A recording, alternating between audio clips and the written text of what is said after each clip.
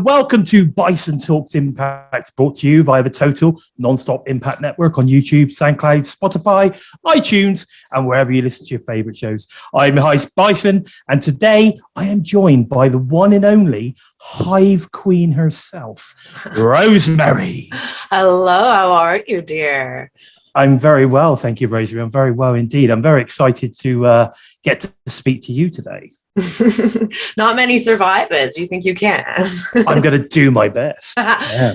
So thank you for taking the time to join us today. As I know you've been very busy in the Undead Realm. Redecorating. Redecorate? I thought you were in the Undead Realm searching for havoc. It's a special layer. Yes, we had to wait. Valkyrie's on an assignment, and then as soon as she's back, we're off to the Undead Realm.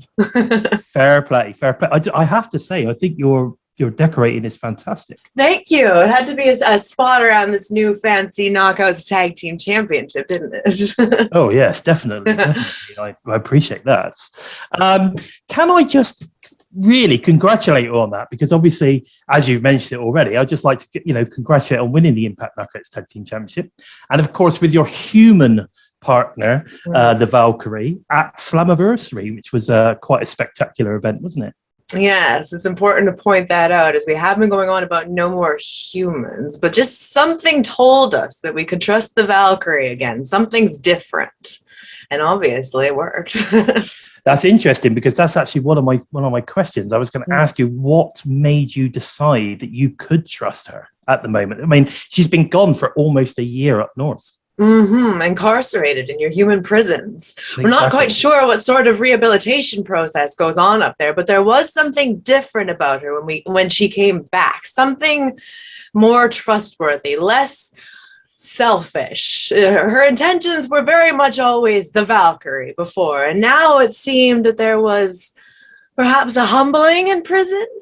She was much more equal, yes, knowing that a partnership had to be just that, and perhaps just enough to give, well, your species another chance. Oh, well, I very much appreciate that, and I certainly think that the Hivelings do as well.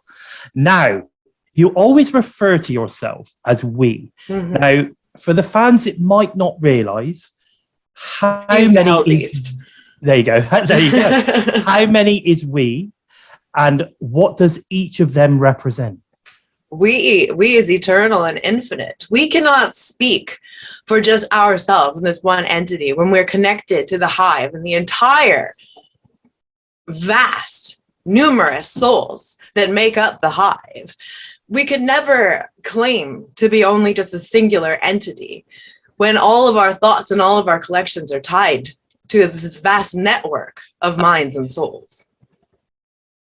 Okay, I get that. So it's very similar to the... in fact, I was thinking the other day, did Stranger Things almost know about Rosemary? This is the thing. Did they watch Rosemary and think, my goodness, this Hive concept, this could be great TV? They're getting close, aren't they? The Upside Down is parallel to the Undead Realm. There you go. Exactly. So now, over the years, we've seen sort of many versions of Rosemary, and often my favourite is when you're being very manipulative and, dare I say it, a little flirty, especially when it comes to getting what you wanted with John, capital E, Bravo's version. Dear sweet Bravo. Poor perennial victim. Exactly. But was it fun putting together episodes like, I don't know, Wrestle House? And how much kind of creative input would you have for this type of project that Impact put out? Yes, absolutely. Wrestle House allowed us to stretch the espionage wings that we don't get to use very often. First and foremost, we are, excuse us. Oh, he's lovely. He's a delight, but he's enormous. I would not, I would not expect you not to have a black cat. Just wait till he's full size. Fair enough. He's a jaguar. Is that what you're telling me? But yes, allowing us to stretch our espionage wings. We are, of course, first and foremost a soldier. So we're used to being on the front lines in battle, in the ring, wherever the war takes us. And we've gotten quite good at that. But it was nice to go back to a little manipulation, a little playing with humans. You are such emotional creatures. Oh, we are, without doubt. We do get very attached, shall we say. We do get very attached. Despite the warnings. Exactly. And I have to say that some of my, because we're part of the Total Nonstop Impact Network, and we do a lot of review shows, and we have this kind of thing where we do sound bites. And some of our favorite sound bites are taken from you, especially when you do things like Wrestle House. There's a fantastic one with you and your apple that we use quite regularly. Yes, we've got a few of those reactions saved. They're fantastic. They are so good. And all of the fans who watch our show absolutely adore them. They love them. So we use them, darling, all the time. We do love to hear ourselves talk so much. So it's so nice to hear that you do as well. We do. We absolutely do. Now, talking a little bit about creativity, I've actually had an interview. I've interviewed Crazy Steve, your obviously your decay brother, recently, and we actually had a conversation for like an hour. It just seemed to go on forever. He's such a clever and creative person. But talking about the creativity, it must be fun working with someone like Crazy Steve, who is also just as creative as you are. And I was just wondering whether the wrestlers on the Impact roster must be almost, I would say, kind of queuing up to work with you guys. Is there anyone on the current roster that you haven't necessarily worked with yet, but you would love to work with, or at least bite their face off? Everyone can line up to get their face bitten off, darling. That's not a problem. But yes, there is, absolutely. And you mentioned Crazy Steve's creativity, and the two of us can go on for hours if you let us go. We've known each other for many, many years, and come on and just start creating when we get in the zone. And both of us happen to think a very certain individual, a very certain two individuals could be very fun to play with. And that is Vincent, the Horror King, and PCO, the Perfect Creation One, coming in from Honor No More. But something stands out about those two, doesn't it? It certainly does. And I have to say, we have, during our review shows and stuff, we have spoke about how great those two would fit in with you guys. I think it would be amazing to see that. Yeah, I mean, that dear boy, he may be human, but he reanimated a human corpse and created a monster. We need to know how that was done. Thank you very much. That is impressive. That is very impressive stuff. But yes, no, definitely. Now, since the start of 2022, we've seen some incredible pay-per-views. For me, some of the Impact Plus specials have been actually better. Like, for instance, Under Siege, for example, do you approach these kind of specials in the same way you would a pay-per-view? And what do you think about both, say, the YouTube Ultimate Insiders, Impact Plus, as ways to watch, these great specials? Because, I know that they're available on Fight as well on pay, like, to buy. But, what do you think of the Ultimate Insiders and the Impact Plus forms of viewing these specials? We honestly do treat them as a pay-per-view. We know the actual technical pay-per-views are what Slammiversary, Bound for Glory, Hard to Kill, and Rebellion. That's right. But when we are there, we talk about No Surrender. We talk about Under Siege. We talk about Against All Odds as if it was a pay-per-view, because everyone else is going to perform as if it was a pay-per-view. And like you said, these specials are often measure up just as much to a pay-per-view. There's been often times where we've seen this whole show is wonderful, top to bottom. Everyone performed, and they do.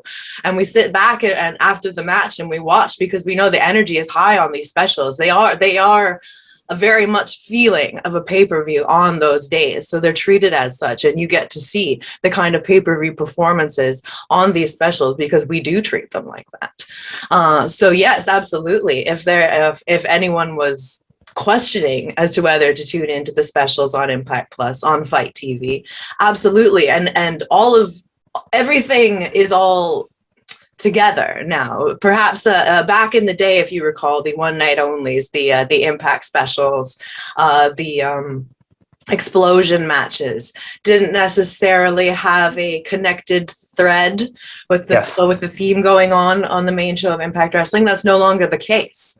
All of these specials, the before the Impact, the BTI matches, everything matters. Everything has conjunction with what's going on the main show. So you don't want to miss these little details. They're all important. Exactly. Yeah. And I think we've been talking about that a lot, how, you know, you don't want to miss a special because you might miss something really important for a storyline moving forward. And again, they're just so good. You know, from the production moving forward, everything. And I could not, you know, say to people enough, you know, if you don't have Impact Plus, you know, get Impact Plus if you would like to. Ultimate Insider, that's my avenue. I love Ultimate Insider. Yes. Hey, if you don't want to sign up to it, then you need to get these on Fight TV. It's so easy.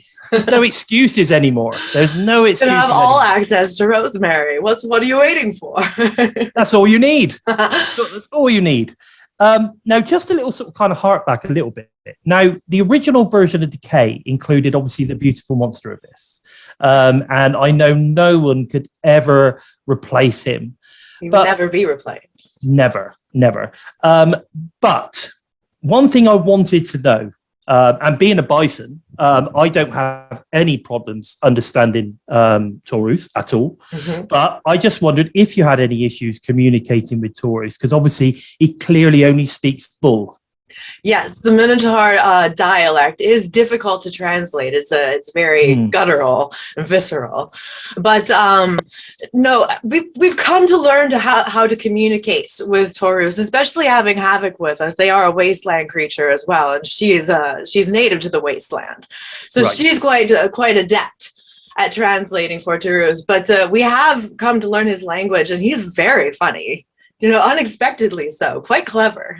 Yes. I again, one of my favorite moments from Wrestle House is actually when, because you've never seen nothing like this before, is actually when Taurus is reading the books. Yes. And he goes into the video room or whatever it is, and he's reading he's reading whatever it is he's reading. It was the Odyssey in bull, you know, in bull. And he as wants I said, to I learn. can He's doing much better at learning about human things than we ever have. You can tell us. But he's clearly very, very clever. He's clearly very, very clever, very cultural. I think that's probably he's very cultured. Yes, he's very classical. He is very classical. Now, do you think we could see more Undead Realm monsters joining Decay in the future? Well, do you know, the Undead Realm is vast, as is the Shadow Realm, and we have many, many, many creatures just on standby waiting to be tapped for their moment to be a death dealer. That's why we say Abyss would never be replaced. He's always part of Decay, always a death dealer. It's just that Taurus and Havoc were tapped to join the ranks. We have 5 technical members of Decay. Abyss is still a member, even though he's not here. So yes, there absolutely could be more creatures. And if you heard on Impact last night, we will be venturing into the Undead Realm this coming week to on our search for Havoc to find out where she is. And we're sure, taking the Valkyrie with us, we're going to end up bumping into an undead creature or two.